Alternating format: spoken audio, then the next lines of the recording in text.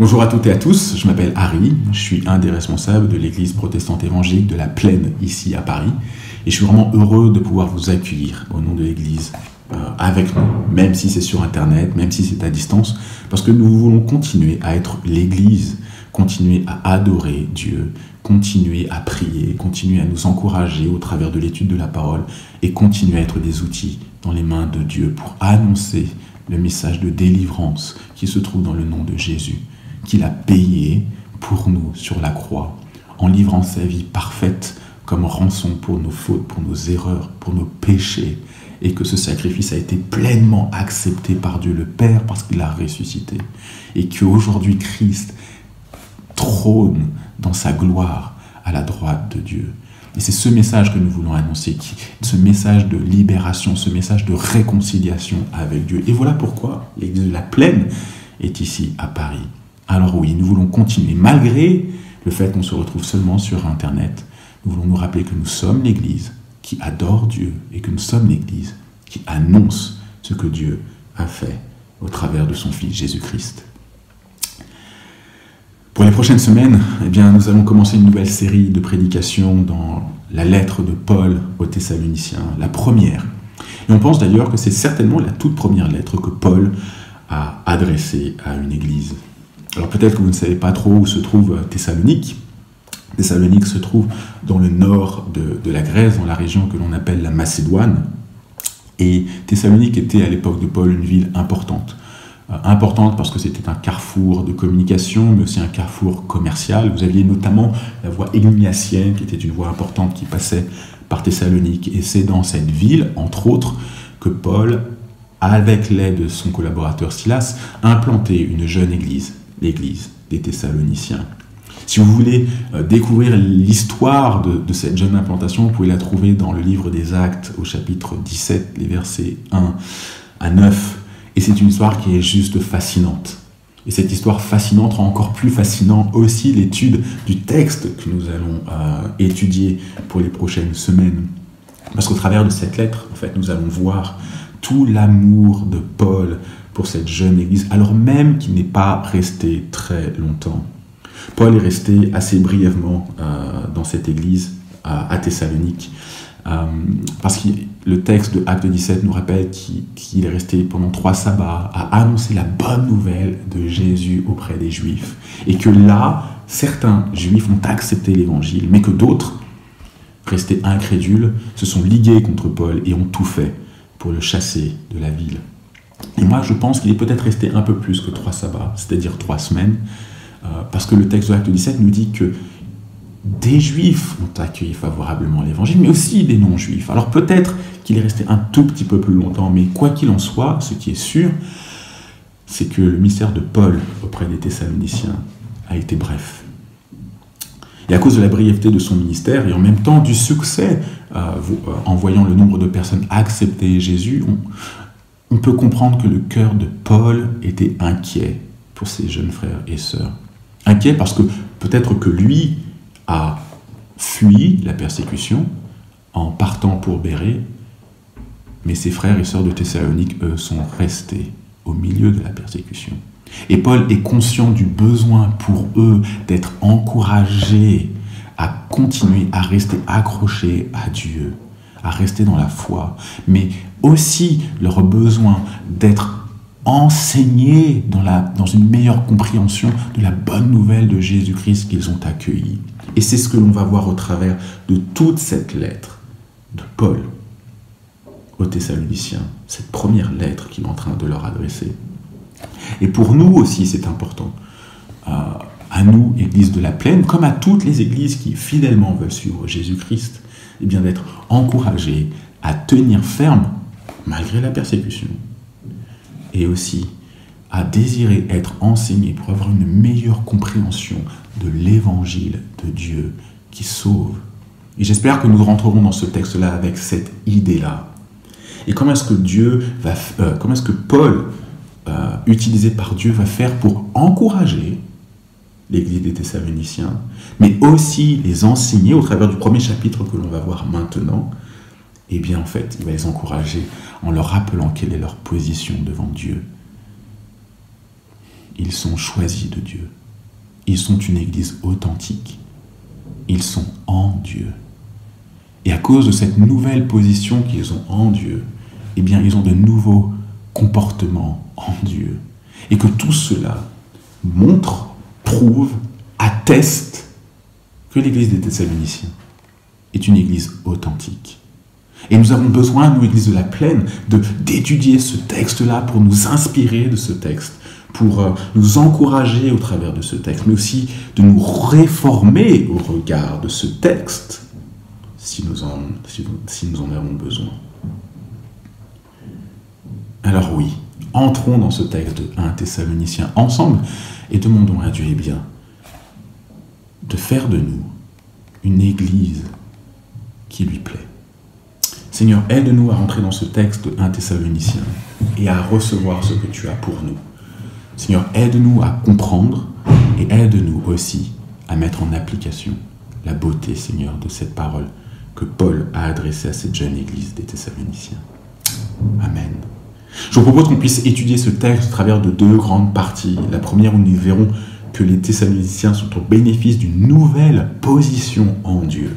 Et qu'ensuite, nous verrons que cette nouvelle position en Dieu a créé en eux de nouveaux comportements et que tout cela atteste de l'authenticité de leur foi. Verset 1. De la part de Paul, Sylvain et Timothée à l'église des Thessaloniciens, qui est en Dieu le Père et dans le Seigneur Jésus, que la grâce et la paix vous soient données de la part de Dieu notre Père et du Seigneur Jésus-Christ. Je sais que des fois, on passe assez rapidement sur les salutations, mais je suis convaincu qu'il y a toujours des perles à découvrir. Et on pourrait même faire une prédication juste sur le premier verset. Je sais qu'il y a certaines personnes qui des fois disent « Ah, si le texte est trop court, ça va être trop compliqué. » Mais en fait, si on creuse, si on demande à l'Esprit Saint de nous montrer ce qu'il y a énormément de choses. Et je voudrais juste m'arrêter aussi sur ce texte-là, même si ce sont des salutations, ils ne sont pas là, juste là pour la forme, mais qu'il y a aussi du fond. Et Paul, dès ce premier verset, dit plusieurs choses qui sont importantes que nous pouvons aussi recevoir, nous, en tant qu'Église. La première, c'est qu'il est en train de rappeler à cette Église des Thessaloniciens que ce n'est pas juste lui qui pense à l'Église des Thessaloniciens, mais que c'est lui, Sylvain ou Silas, et Timothée. Et pour les Thessaloniciens, c'est juste merveilleux de recevoir une lettre de celui qui a implanté l'Église, de cette équipe qu'ils connaissent, Paul et Silas parce qu'ils ont implanté l'Église, et Timothée parce que justement il revient de chez eux, et de recevoir une lettre d'hommes qui sont des outils de Dieu comme eux, c'est juste merveilleux de savoir, waouh, Paul, il pense à nous, Silas, waouh, il pense à nous, et Timothée, il ne nous a pas oubliés. Et ça, c'est un premier encouragement. Mais là où Paul, inspiré par le Seigneur, est juste merveilleux dans son encouragement, c'est ce qu'il dit ensuite. À l'église des Thessaloniciens qui est en. Ce que Paul est en train de leur dire, c'est qu'ils sont une église, ils sont une ecclésia, ils sont une assemblée. Pas juste une assemblée qui se réunit pour, je ne sais pas, un truc de copropriété. Non, ils sont une assemblée qui se réunit autour de Dieu. Et Paul est en train de leur dire juste quelque chose qui est merveilleux, qui est un merveilleux encouragement. Et j'espère que nous l'entendrons. Vous êtes en Dieu, le Père. Le Père, celui qui manifeste son amour, sa tendresse et qui veut prendre soin de vous, celui qui est le créateur de toutes choses. Mais vous êtes aussi en Jésus-Christ, le Seigneur. Celui auprès de qui vous vous êtes tourné, à qui vous avez donné votre vie, vous êtes en lui et il est Seigneur, c'est lui qui a autorité sur toutes choses. Et c'est pour ces raisons-là que vous pouvez recevoir la grâce, le cadeau immérité que seul Dieu peut donner, et la paix. Et c'est juste merveilleux ce que Paul est en train de dire, vous êtes en Dieu. Et cette vérité-là, nous avons besoin, nous aussi, Église de la Plaine, de nous le rappeler. Ce ne sont pas juste des mots, mais c'est la vérité de l'Évangile pour ceux qui l'ont accepté, c'est que nous sommes en Dieu. Je ne sais pas si vous avez déjà eu l'occasion de faire du saut en parachute, mais quand vous êtes novice, moi j'en ai jamais fait, mais je peux imaginer, je crois que c'est comme ça, lorsque vous êtes novice, vous ne sautez pas tout seul. Vous sautez avec un instructeur qui est dans votre dos, qui est scotché à vous. Et je peux imaginer que ça doit être terrifiant de faire un saut en parachute. Mais qu'est-ce que ça doit être réconfortant de savoir que lorsque l'on saute, on n'est pas seul. mais qu'on a un instructeur qui est avec nous, qui connaît parfaitement son truc, qui sait quoi faire, c'est lui qui a le parachute, et qu'en fait on a juste à se laisser guider. Eh bien, Paul, au travers de ces quelques mots, n'est pas juste en train de dire que nous sommes scotchés à Dieu le Père et Jésus-Christ, il dit que nous sommes en lui. Nous sommes en lui. Et ça, c'est le premier encouragement que Paul est en train d'adresser aux Thessaloniciens. C'est un rappel. Vous êtes en Dieu. Malgré la persécution, malgré tout ce qui peut se passer dans votre vie, qui est terrible, et dans nos vies, rappelons-nous que nous sommes en Dieu. Nous disons constamment à Dieu toute notre reconnaissance pour vous tous en faisant mention de vous dans nos prières. Nous nous rappelons sans cesse l'œuvre de votre foi, le travail de votre amour et la fermeté de votre espérance en notre Seigneur Jésus-Christ devant Dieu notre Père.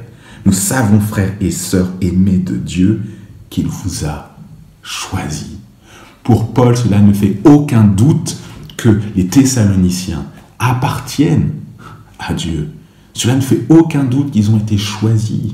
Et en fait, il est en train de dire pourquoi. Il leur a d'abord dit, j'ai vu la réalité de votre foi, j'ai vu la réalité de votre amour, j'ai vu la réalité de votre persévérance, et j'ai vu effectivement que vous appartenez à Dieu. Et Paul est reconnaissant pour ça. Et ce qui est important, c'est que Paul, avec tout ce qu'il a fait, toutes les églises qu'il a implantées, tous les messages qu'il a fait, tous les dons qu'il a, Paul n'est pas en train de mettre le curseur sur lui, sur ce qu'il a fait, sur ses techniques ou je ne sais pas trop quoi d'autre. Paul remercie Dieu. Et ça, c'est important pour nous de le voir. En remerciant Dieu, Paul reconnaît que tout ce qui se passe dans la vie des Thessaloniciens, c'est l'œuvre de Dieu et pas la sienne. De la même manière qu'à l'église de la Plaine, rien n'est fondé sur moi, mais que tout est fondé sur Jésus-Christ. Voilà pourquoi notre première valeur à l'église de la Plaine est une église centrée sur Jésus. C'est lui qui est la tête, c'est lui qui est la puissance, c'est lui qui est le message. Et c'est auprès de lui que nous manifestons notre reconnaissance. Pas le fait de bien prêcher ou de faire un truc ou une réunion, j'en sais rien, mais c'est notre reconnaissance est adressée à Dieu pour ce qu'il fait dans nos vies. Et Paul reconnaît que la foi des Thessaloniciens est une foi agissante, est une foi qui œuvre.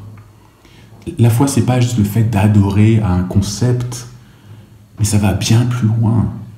C'est de placer notre confiance, de placer notre sécurité. Et voilà ce que Hébreux 11, verset 1 nous dit, que la foi, c'est la ferme assurance des choses qu'on espère, la démonstration de celles desquelles on ne voit pas. Nous faisons confiance dans ce que Christ a fait. Souvent, je prends l'illustration de l'ascenseur pour parler de ce que c'est que la foi. Et je sais que beaucoup d'entre vous, vous la connaissez, mais je vais l'arranger un petit peu pour peut-être que ce soit encore plus pertinent pour comprendre ce qu'est la foi.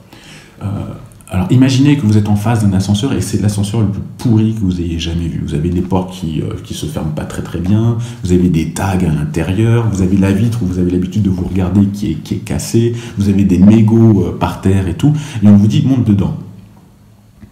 En fait, la première réaction, c'est que vous diriez, j'ai pas tellement envie de monter dedans parce que je fais pas trop confiance dans cet ascenseur. Mais quelque part, l'ascenseur, c'est nos vies. C'est toutes les choses que nous pouvons faire en pensant qu'elles peuvent nous amener au salut, que c'est elles qui peuvent nous sauver. Et la réalité, c'est que nous ne pouvons pas, nous ne sommes pas capables. Nos vies sont empreintes de péché, et à cause du péché, nous sommes condamnés, nous sommes éloignés de Dieu, nous n'arrivons pas à être parfaits par nous-mêmes, c'est pas possible. Mais ce que Dieu nous dit au travers de Jésus-Christ, c'est de placer notre foi en Christ, de placer notre foi dans le câble qui supporte notre ascenseur.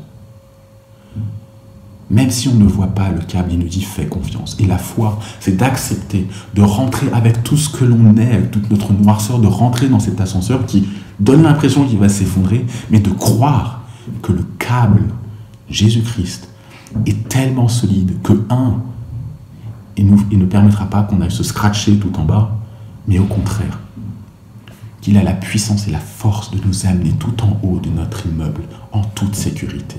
Et c'est ça la foi, de placer notre confiance non pas en nous, mais en Jésus-Christ qui est notre câble. Et Paul est en train de dire, vous avez une foi réelle. Et cette foi est réelle parce qu'elle est agissante et non pas stérile. C'est une foi qui œuvre pour de bonnes œuvres. Excusez-moi le jeu de mots, mais c'est ça. C'est que leurs œuvres attestent de la réalité, de l'authenticité de leur foi. Alors je ne suis pas en train de parler du salut par les œuvres. Non, parce que ce sera en contradiction avec le message de l'évangile qui est que nous n'y arrivons pas par nous-mêmes. Souvenez-vous de mon ascenseur. L'ascenseur, ça représente nos vies. On ne peut pas, vous pouvez faire tout ce que vous voulez. Par vos œuvres, vous ne pourrez jamais être sauvés. Mais c'est uniquement par grâce. C'est par grâce, c'est la grâce de Dieu. Et on sait cette grâce-là par la foi, le fait de monter dans l'ascenseur. Mais notre foi est attestée par nos œuvres.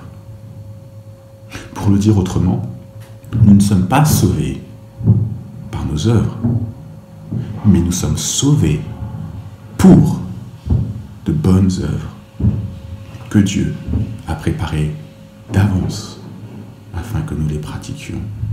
Et Paul est en train de dire, vous avez une foi de cet acabit-là. Vous avez cette foi, et pas seulement cette foi, vous avez aussi un amour qui est actif. Au travers de cet amour, vous reflétez aussi la personne même de Jésus qui a dit à ses disciples, aimez-vous les uns les autres, car c'est comme moi je vous ai aimé, aimez-vous les uns les autres, car c'est à l'amour que vous aurez les uns pour les autres que le monde verra que vous êtes mes disciples. Donc cet amour témoigne aussi, atteste aussi de l'authenticité de leur appartenance à Dieu, mais aussi leur fermeté. Même dans l'épreuve, de leur persévérance, malgré tout ce qui se passe, ils restent attachés, ils restent fermes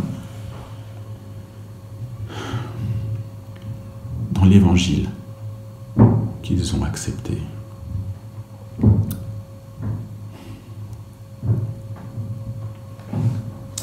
Et Paul va nous dire comment est-ce que ce miracle a pu se faire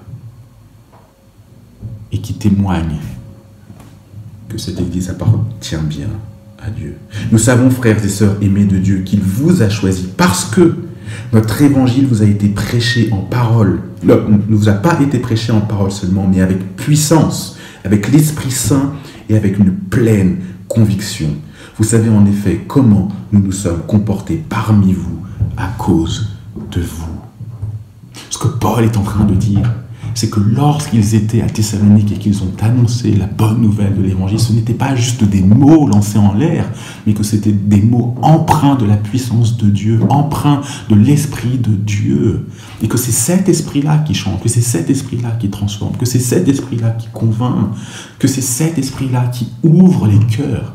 Et Paul sait que l'Esprit agissait quand ils ont annoncé la bonne nouvelle de Jésus. Et la réalité, les amis, c'est que ce n'est pas les mots que je peux dire, ou les illustrations, ou je ne sais pas trop quoi, qui peut convaincre, qui peut édifier, qui peut reprendre, mais c'est la puissance de l'Esprit qui agit. C'est la puissance de l'Esprit qui agit. Et nous avons besoin de ça. Ce ne sont pas, c'est pas notre bâtiment, c'est pas la louange, ce sont des outils. Mais ce qui va changer les cœurs, c'est ce que l'Esprit va faire dans la vie. C'est ça qui peut changer les cœurs. Vous pourriez avoir le plus grand prédicateur qui sait utiliser des merveilleuses expressions, etc. Si l'Esprit n'ouvre pas l'intelligence, bien, ça ne sert à rien. À la rigueur, on peut amuser la galerie, mais ce n'est pas amuser la galerie que nous voulons. C'est que des vies soient changées et transformées. Et ce travail, c'est l'Esprit qui l'accomplit. Et je voudrais tellement nous encourager à prier pour que l'Esprit puisse agir. De prier pour moi, pour que lorsque je prêche, ou pour Riley, ou pour quiconque prie, prêche à l'église de la Plaine, que nous soyons empreints, que nous soyons recouverts de la puissance de l'Esprit. Parce que sinon, ça ne sert absolument à rien. Et c'est une responsabilité pour moi de prier pour que l'Esprit Saint agisse, mais c'est aussi une responsabilité pour nous tous que l'Esprit agisse.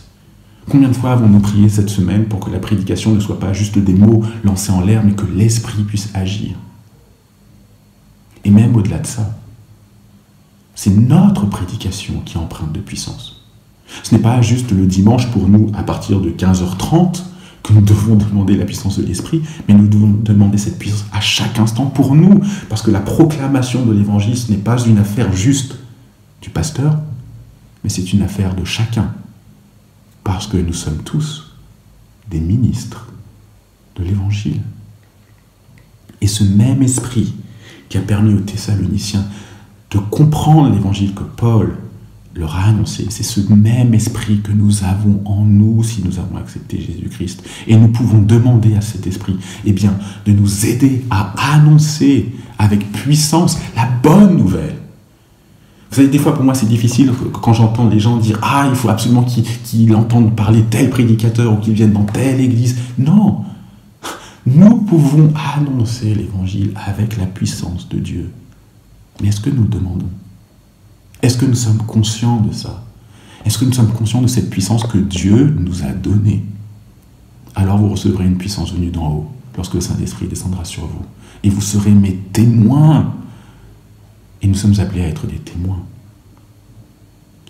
Vous savez, je pense qu'une des plus belles illustrations pour parler de la puissance de l'Esprit, pour ouvrir les yeux, et le fait que ce n'est pas la qualité du prédicateur, mais que c'est la puissance de l'Esprit, c'est la conversion de Spurgeon, qui est considéré comme le plus grand prédicateur de tous les temps.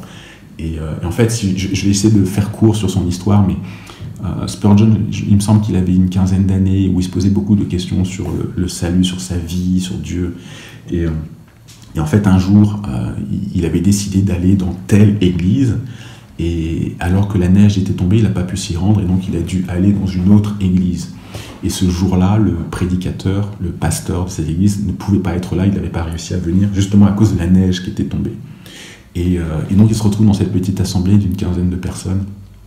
Et là, au bout d'un certain temps, les uns et les autres attendent et ils se rendent compte que le pasteur ne viendra pas. Et vous avez cet homme qui se lève, maigre, qui n'avait pas l'apparence d'être quelqu'un de très érudit, et qui commence à prêcher. Alors je ne me souviens plus exactement du texte, mais c'est un texte d'Ésaïe. Et il commence à juste dire quelques mots très très simples, et à faire une application très très simple de ce qu'il a lu. Et ce qu'il a dit, c'est « Tournez-vous vers Jésus, si vous voulez être sauvés. Tournez-vous. » Et d'une manière très simple,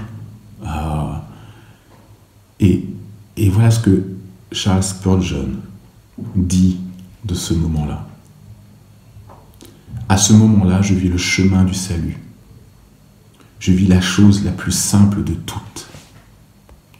Croire en Jésus, crucifié. Accepter son salut parfait, n'être rien et le laisser être tout. Ne rien faire, mais se confier en ce qu'il a fait. Cet heureux jour où je trouvais le Seigneur, jamais je ne l'oublierai. Waouh, ce que Charles Spurgeon est en train de nous montrer, c'est que c'est l'Esprit qui a agi en utilisant un simple gars dans une circonstance particulière. Eh bien, Paul est en train de dire aux Thessaloniciens que lorsqu'ils ont annoncé l'Évangile, eh bien, c'est cette puissance qui a agi. C'est cette puissance qui leur a ouvert les yeux. C'est cette puissance qui leur a donné cette conviction à Paul et à Silas. Et bien que les Thessaloniciens avaient reçu la bonne nouvelle de Jésus. Et qui leur a permis de rentrer dans cette nouvelle position en Dieu. Et qui fait d'eux une église authentique. Paul est convaincu qu'ils sont des chrétiens authentiques à cause de leur nouvelle position en Dieu. Parce qu'ils ont une nouvelle position en Dieu, ils ont aussi de nouveaux comportements qui prouvent que Dieu les a bien choisis. Partie 2. De nouveaux comportements en Christ, les versets 6 à 10. Vous-même, vous êtes devenus nos imitateurs et ceux du Seigneur en accueillant la parole au milieu de grandes souffrances avec la joie du Saint-Esprit. Ainsi, vous êtes devenus un modèle pour tous les croyants de la Macédoine et de l'Achaïe. En effet, non seulement la parole du Seigneur a retenti depuis chez vous en Macédoine et en Achaïe, mais c'est aussi partout que votre foi en Dieu s'est fait connaître, de sorte que nous n'avons pas besoin d'en parler. De fait, on raconte à notre sujet quel accueil nous avons eu auprès de vous et comment vous vous êtes tournés vers Dieu en abandonnant les idoles pour servir le Dieu vivant et vrai. Ce que Paul est en train de dire, c'est que leur nouvelle position a aussi amené de nouveaux comportements. Et la première chose qu'il est en train de leur dire, c'est qu'ils sont des chrétiens authentiques parce que leur vie ressemble à celle de Jésus. Qu'ils ont tout fait pour conformer, pour imiter Paul, qui lui-même a imité Jésus-Christ. Et imiter Jésus-Christ, déjà, ça veut dire déjà faire confiance dans le modèle qu'on décide de reproduire. Mais c'est aussi que dans leur vie, ils vivent ce que Jésus-Christ a vécu. L'opposition, la persécution. Et qu'ils acceptent de le faire pour ressembler justement à ce merveilleux Seigneur qu'ils ont rencontré. Et c'est fou parce que sans leadership, parce que Paul n'est plus là, sans leadership, ils ont tourné leur dos à leurs anciennes habitudes pour pouvoir imiter Paul, pour pouvoir imiter Jésus-Christ. Et tout cela au milieu d'épreuves, c'est qu'ils montrent leur conviction. Parce que les amis, il faut être convaincu pour faire face à la persécution. Les amis, la persécution est une promesse de Jésus. C'est pas juste quelque chose qui arrive, on pourrait se dire « Ah, c'est dommage ». Non, c'était quelque chose qui était prévu, qui était annoncé, que Jésus lui-même a dit en Marc 10, 19, où il a dit que « Oui, vous serez persécutés ». Mais nous avons le modèle de celui qui a vaincu. Et c'est à lui que les Thessaloniciens, mais aussi nous-mêmes, nous voulons ressembler. C'est lui que nous voulons suivre. Mais lui ressembler, c'est vivre comme lui, la persévérance dans la souffrance. Mais c'est la gloire qui nous attend. Voilà notre motivation. Voilà notre désir de ressembler à Jésus, déjà par reconnaissance pour ce qu'il a fait, mais aussi parce que nous reconnaissons qu'il est Seigneur et Sauveur, et que nous voulons lui ressembler, que nous voulons être comme lui. Même si cela veut dire de passer par les souffrances. Et j'aime bien cette phrase que je répète sans cesse. C'est que si nous suivons Jésus-Christ, si nous cherchons à lui ressembler, si nous marchons dans ses pas, et c'est ça l'encouragement, cela veut dire aussi que nous aurons la même destination que Jésus. Et cette destination, c'est la gloire éternelle. Et en lui ressemblant, nous devenons, comme pour les Thessaloniciens, des modèles pour les autres. Les amis, on peut être un encouragement pour les autres parce que l'on vit les mêmes choses que le Seigneur. Et on peut montrer au monde, on peut montrer à des frères et sœurs comment est-ce que le Seigneur nous garde. Vous savez, j'ai un ami, je ne peux pas dire son nom pour sa sécurité, dans un pays du Maghreb, au moment où il y a eu les printemps arabes. C'est un ami qui a implanté une église dans un pays, alors je ne peux pas en dire trop non plus, et où ça a été difficile au niveau de l'annonce de l'évangile pour lui et sa famille, parce qu'ils sont chrétiens en milieu musulman. Et c'était difficile, ils ne voyaient pas les fruits, mais ils étaient fidèles.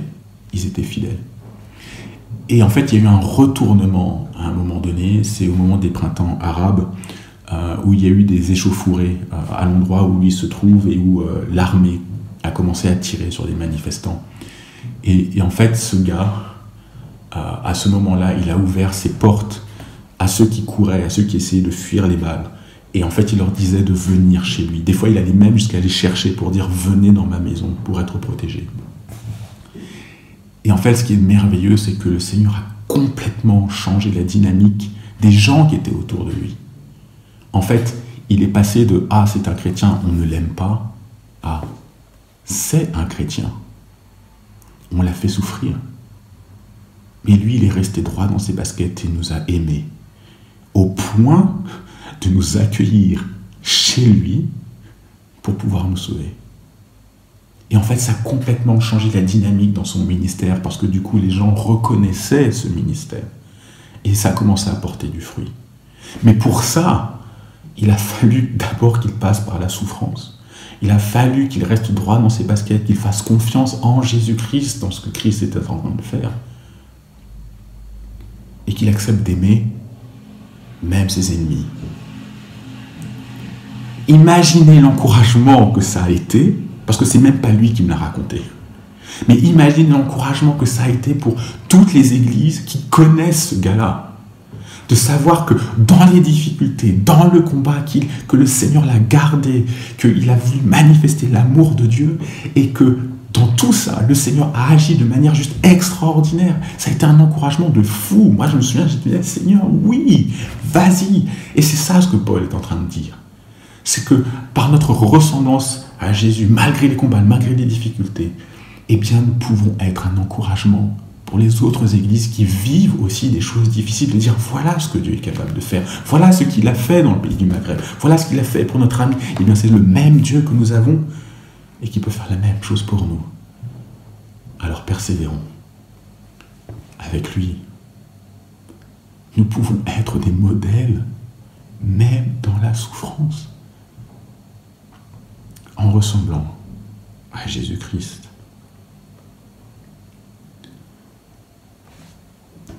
Moi, mon ami ne m'a pas raconté cette histoire. Il n'a pas besoin de me la raconter, je la sais déjà, c'est comme ce que Paul est en train de dire. Les gens savent ce qui se passe chez vous.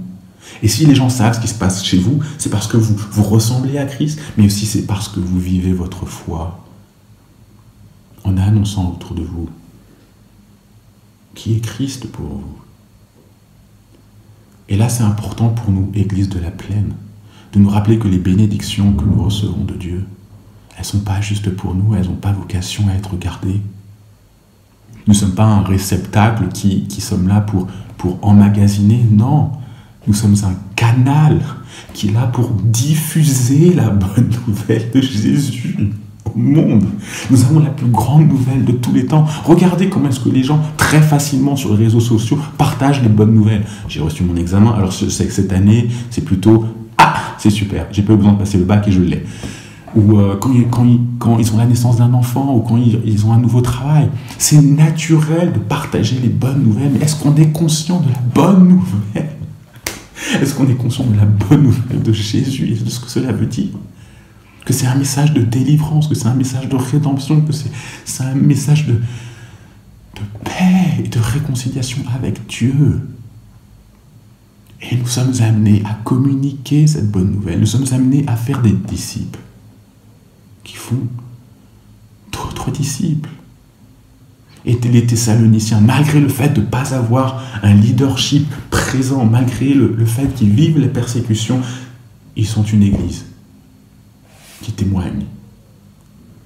Ils sont une église où les gens savent quelle est la valeur de leur foi. J'aime une illustration que j'avais entendue une fois de Guillaume Bourrin, mais qui n'était pas la sienne, et qui disait que, alors je ne sais pas de qui est-ce qu'il la tenait, mais c'est l'exemple de l'éponge, où en fait si on presse l'éponge, en fait on voit de quoi elle est faite. Eh bien on voit de quoi sont faits les Thessaloniciens. Malgré l'épreuve, malgré la persécution, ils restent attachés à Jésus. Malgré l'épreuve et la persécution, ils témoignent de leur foi. Et ils témoignent de la bonne nouvelle. Et c'est une bonne nouvelle. Regardez autour de nous. Si je regarde les informations, on va parler du coronavirus 90% du temps.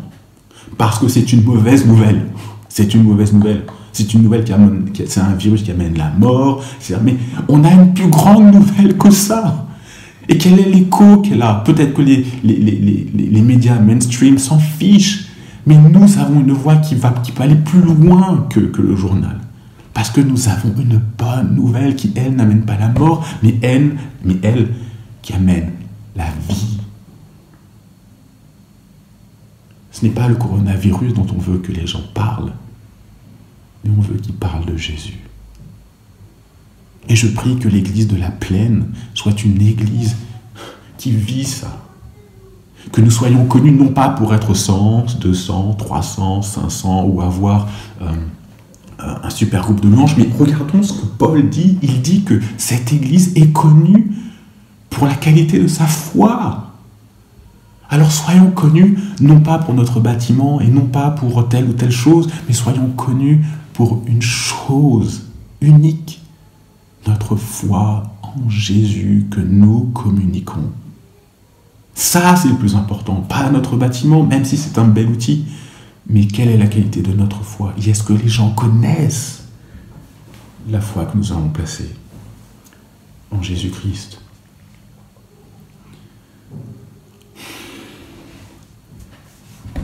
De nouveaux comportements.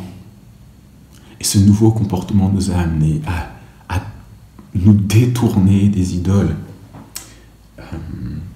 Le fait, on raconte à notre sujet quel accueil nous avons eu auprès de vous et comment vous vous êtes tournés vers Dieu en abandonnant les idoles pour servir le Dieu vivant et vrai.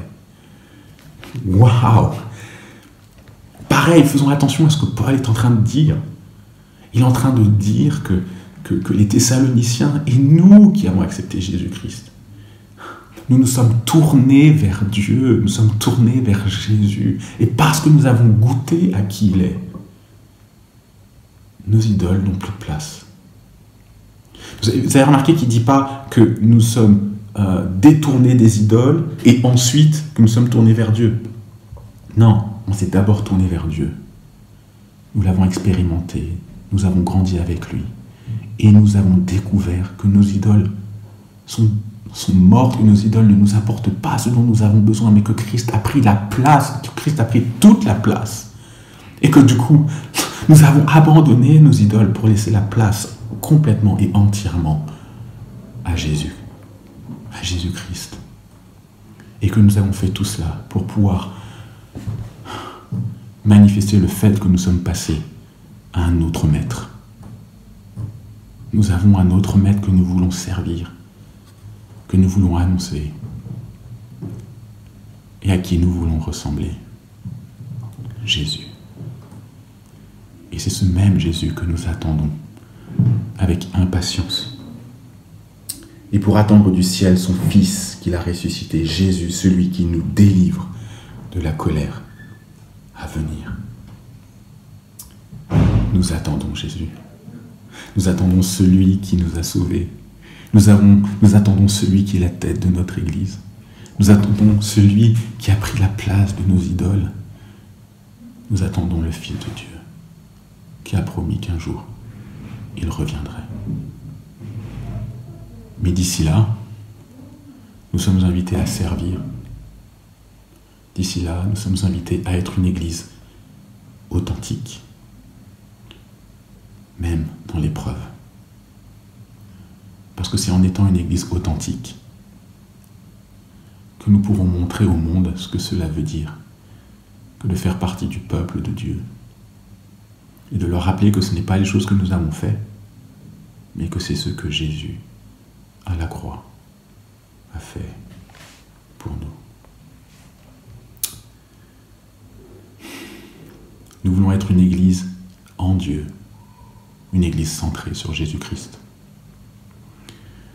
Nous voulons être une communauté qui s'aime, qui manifeste l'amour de Jésus les uns envers les autres et auprès du monde qui se trouve là, à portée de main. Nous voulons être des disciples qui faisons des disciples par l'annonce fidèle de l'Évangile, par la communication de ce que Christ a fait pour nous. Et nous voulons être des ministres de l'Évangile. Nous voulons être au service de notre merveilleux Dieu. Peut-être que c'est la première fois que vous entendez un message, peut-être même la 5e, la 10e, vous n'avez pas encore fait ce choix. Et vous posez cette question, mais comment est-ce que je peux entrer dans le royaume de Dieu? Comment est-ce que je peux faire partie de son peuple? Demandez à Dieu de vous ouvrir les yeux. Demandez à Dieu qu'il puisse vous faire comprendre l'immensité du sacrifice de Jésus-Christ à la croix pour vous. Demandez à Dieu de vous transformer. Et demandez à Dieu de vous aider à croire à la réalité du sacrifice de Christ à la croix. Et c'est lui qui se chargera du reste. Je nous invite à prier. Seigneur, merci pour ce que nous avons pu étudier aujourd'hui et que nous allons continuer à étudier dans le livre des Thessaloniciens. Ma prière, c'est que nous puissions être cette Église authentique. Et pas seulement l'Église de la Plaine, mais toutes les Églises par-delà le monde qui annoncent Jésus-Christ fidèlement. Aide-nous, Seigneur, à vivre cette réalité et que cette réalité puisse être un encouragement pour nous, malgré les combats. Et c'est dans le nom de Jésus que nous t'avons prié. Amen. Bon dimanche à chacun.